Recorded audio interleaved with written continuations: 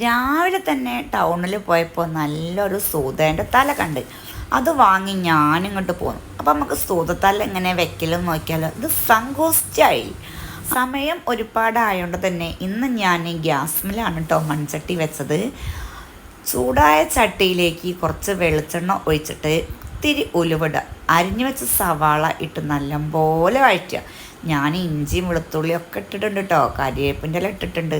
നല്ലോണം വഴന്ന് വരുമ്പം അതിക്ക് അരിഞ്ഞു വെച്ച തക്കാളി ഇടുക.